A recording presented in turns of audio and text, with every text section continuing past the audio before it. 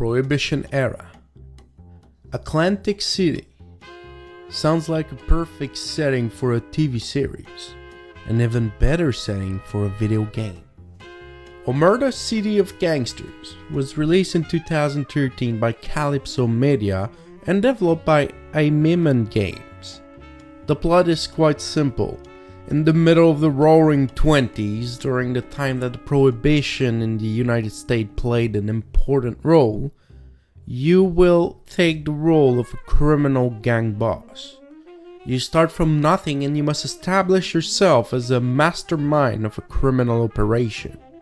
You're only an immigrant from Sicily that just arrived in Atlantic City, so you'll have to start setting up some illegal breweries and speakeasies and fight off your rivals to fulfill the true American dream. The game is split in two parts. The first one is a district view, while you'll see a portion of the Atlantic City with a few buildings of interest for you at that time. You'll need to contact some informant to increase your knowledge of the surroundings, and you'll be able to set up joints, premises, and constructions. Each building will give you different resources. These resources you'll need are dirty money, clean money, beer, liquor, and firearms.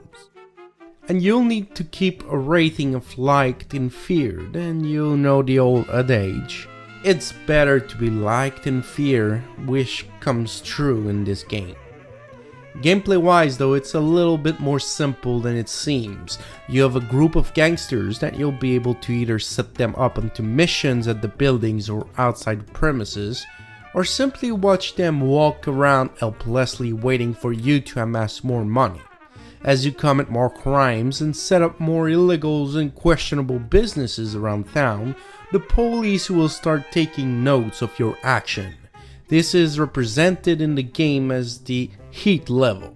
You have 5 stars available in the bottom right corner, and every time the stars go up, you will have some businesses that will become less efficient because of fear of the police reprisals. You can either contact some corrupt officers to get the rating down, or just plain out attack the police station to destroy evidences, or you can get a friendly deputy at the local sheriff office to take a look into the file and lose some proofs of your crimes. All that so your star rating doesn't go up too much. But if it does happen that it reach a high level, then the police will eventually start an investigation on your case, and you will need to take action because an investigation from the police is game over basically. You can either end up calling your friendly deputy or simply attack the police station again. The police station is just like attacking rivals or committing an east. They all fall down into the second gameplay part of the game. That second part is the tactical level. If you've played games such as Silent Storm or XCOM, you will feel right at home. You get a turn-based combat system with a tactical view where you can set up each of your henchmen for an assault, and you have a wide variety of weapons at your disposal, from baseball bats to knuckles, all the way to snipers and Thompson machine guns, while not avoiding the simple pistols. It is, in my opinion, the most interesting part of the game. The only problem I come up with is that after only a couple of hours playing the game, you can very easily outplay the AI. And what I mean is really outplay the AI. Once you know a little bit the tools you have and they have on hand, you can either keep the melee units out of range so they can't reach you, or you can spread out against Thompson machine guns and shotguns so they don't hit you all at once. And if you are like me, you will prioritize the survival of your characters during level up by giving them more HP. Then it becomes very easy to outlive and outfire every single enemy. This is something that will come naturally to most players, and this trivializes the gameplay difficulty, because really it becomes impossible to receive a game over unless you make some very terrible choice or you have very bad luck. As soon as you start packing more firepower than the enemy can ever dream of, you will become invincible.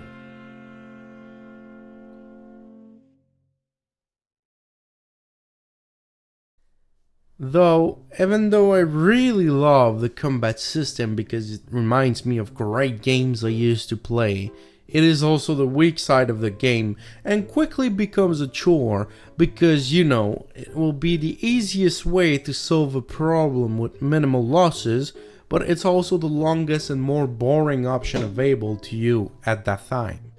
Because it can solve all the problems you have with very little losses. But due to the time it takes to complete an engagement, I often simply prefer giving out some money just to not go through to the hassle of having to complete a combat.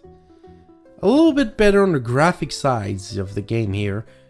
It is not extraordinary, but there's something agreeable to watch a certain art style of the 20s that's very present, and especially in the character portrait as well as the game's cutscenes that are very enjoyable to look at. I really appreciate the effort put at that level, and it probably dragged my attention for a bit longer than it should have. But otherwise, outside of this art style, when you go into the combat system or the district view, you have a fairly normal level of graphics without anything exceptional for 2013. It will be definitely forgotten once you move to better games. Something that will also be forgotten from this game is the music. While it feels extremely adequate and accurate for the time, there's very little variety and you start hearing the same songs again and again. I'm not exactly sure if these are the same titles, but I have to admit that all the jazz do end up sounding a little bit the same when you're not too used to that type of music. But that's still not a reason to remove the soundtrack. It's still enjoyable to listen and feels very laid back and very honest to the 20s. But there's something you will want to remove in this game, and it is the speech. The voice acting in this game is crazy. Every time you send an order to an henchman, it will reply with a single line of text every single time. And every single time they reply that single line of text, the henchman will take a very stereotypical accent for whatever that stereotypical single character is supposed to represent. And that isn't so bad at first, but quickly becomes annoying to no extent once you start singing them all over the place. Omerta's City of Gangsters is an interesting take on the situation, but sadly the mix of city managing as well as the tactical combat does not offer enough depth to make the game truly enjoyable. While definitely interesting for a very short amount of time, the game becomes repetitive and a chore. It is a little bit of a letdown, and I wish it would have been more than what you have as a first impression when you play the game. When you first start and you come back to the game and you get new and more incredible things every single level, something new, something interesting happen in every stage of the game. You expand new group, you find new weapons. All of this is very interesting, but sadly after a couple of levels it all falls down. And the game keeps going back to the same basis again and again. And every time you start a new mission, you start from the same position with nothing on end, and you have to build up from scratch, talk to the informants all over again across the district, and build up your industry to start making some money. The campaign though still offers an interesting storyline, but I fear it's not enough to beat down the repetitiveness of every single mission. And just so you know, Omerta, the game's title, refers to the honor code, the code of silence, which binds to silence everyone who knows about a criminal organization.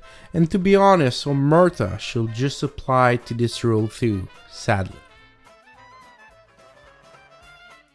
So hopefully you've enjoyed this review, and if you did, make sure to drop a like and subscribe for more. See you next time.